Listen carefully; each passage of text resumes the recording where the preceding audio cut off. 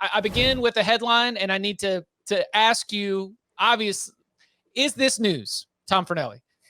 Nick Saban. This is a game show we could play. Is this news? Is this news? Nick Saban has received a raise and a contract extension at Alabama. The new contract is now going to have him running all the way until 2030. It also includes a raise, which, interestingly enough, was triggered because of losing the national championship game, sort of. He will be paid an average annual value of $11.7 million a year, which puts him just ahead of Georgia coach Kirby Smart, who signed a new deal earlier this offseason that's going to pay $11.2 million over 10 years. Tom Fornelli, is this news? Nick Saban getting a contract extension and a raise is not news. What is news is that he's going to coach through the entire thing. He announced that. Yes, no. Yeah, it's news because it's Nick Saban. It is an extension, which is ridiculously long because there is no way he's going to be. If he's coaching at the end of this extension, I don't know what I will do, but I will be very surprised and I will owe somebody money for it. But it's kind of, in line with what he's done as the coach. When you see some of the money that was handed out this offseason to some other coaches who I think are good coaches, but very few coaches are even coming close to being as accomplished as Nick Saban, you kind of have to balance that scale out a little bit. Like, he deserves to be paid more if that's what the market price is, and he has all the leverage in the world to ask and go get that raise. So, yeah, it's news in that it's something for us to talk about, but it doesn't really mean anything because Nick Saban will be at Alabama for as long as he wants to be at Alabama. It is. We always talk about Mark Stoops as having one of the best contracts in college sports, where reaching the 7-win plateau automatically throws an extra year and a raise onto your contract. Reaching 10 wins, something that Stoops has done a couple of times, adds 2 years to the deal. But this is probably one of my favorites because Nick Saban's contract says that the total, if Nick Saban's total guaranteed compensation is less than the average of the top 3 highest paid coaches in the SEC, or less than the average of the top 5 highest paid coaches nationally, the university agrees to pay Saban the higher of the 2 averages. The contract, actually, the language says that you can revisit this annually in terms of, quote, marketplace trends regarding head football coach compensation. Which means that Nick Saban went to Alabama a while back, or Jimmy Sexton, and said, all right, here's the deal. Whatever the highest paid coaches are, I want that. And I want more than that. So as Kirby Smart gets a massive new deal to become the highest paid coach in college football, it then automatically triggers Alabama revisiting the entire contract so that you can then add an extension and a raise. And as Will says in the chat, it is 3D chess, losing to your former employee so that you can make more money than him. Yep. Truly amazing stuff. It's one of my favorite wrinkles in all of this is because, again, fair, right? Who else in college football that is an active coach right now has the resume of Nick Saban? Nobody. We talk about him like the greatest coach of all time. He is undoubtedly the greatest coach active right now. He deserves to be the highest paid coach in college football. And these kind of triggers and clauses, I do think, keep Nick Saban from ever having to feel like he's going back to the table. Like, it's very much a you guys figure it out thing. All right, top 3 in the SEC or top 5 nationally. The average of that, I want more than that. Like, that's a very nice way of, like, here's a formula I agree to, and I don't want to have to come back to this table again.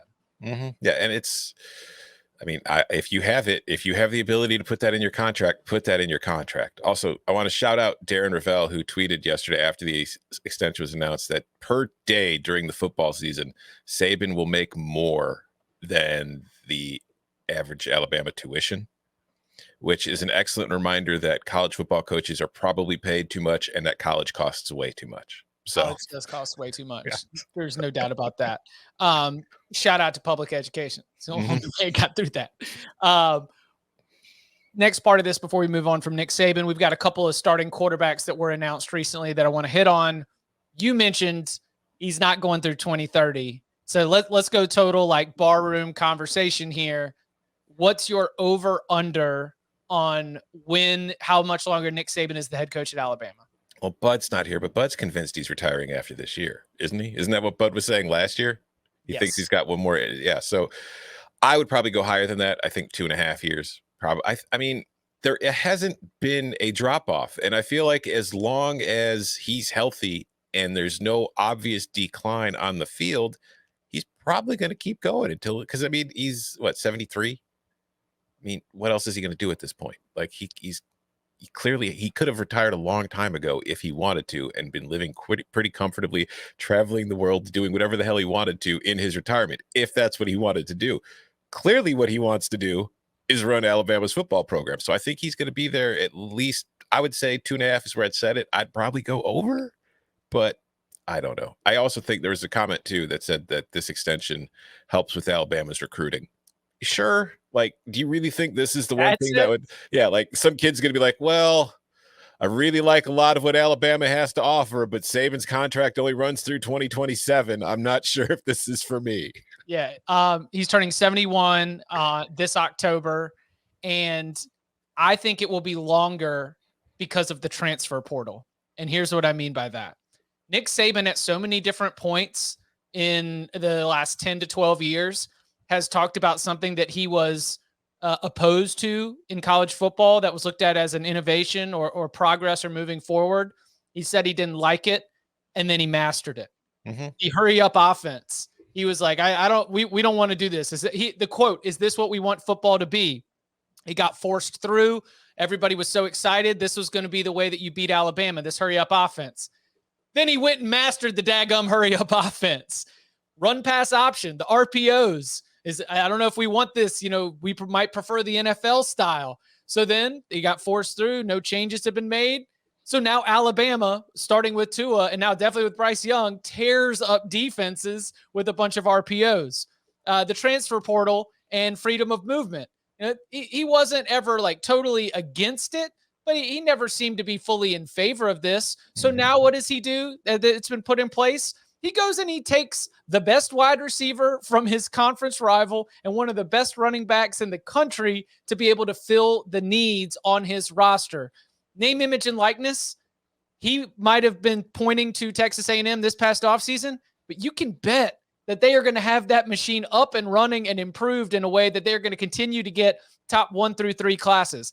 All these times we've looked at these innovations and been like, this is how you close the gap with Alabama. And at every time I think Nick Saban gets new life, he is reinvigorated. He continues to extend what I believe is going to be his legendary career. So as long as whatever downfalls or mistakes he makes in recruiting, he can address through the transfer portal, like, I don't know, Jaleel Billingsley, Ajay Hall, like, I don't know, any number of the Alabama players that have been transferring out of the program.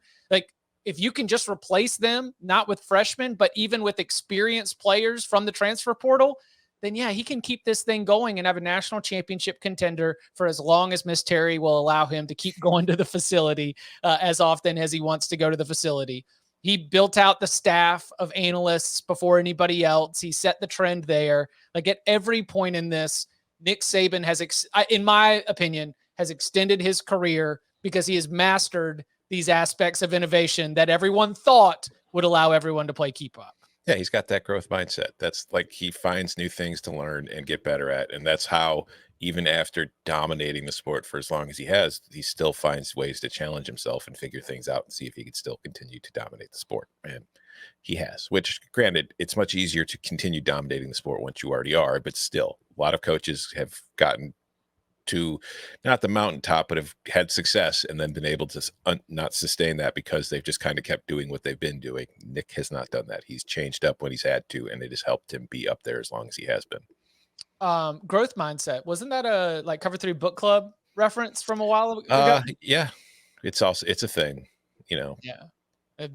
It's a TED Talky kind of thing, but it's a thing. But it's a thing. It matters. It's like our friend Martin Rickman and I always said that there's something about listening to all the coach speak all the time that might be good for us. Mm-hmm. Motivational, as cheesy as the cliches are, they are.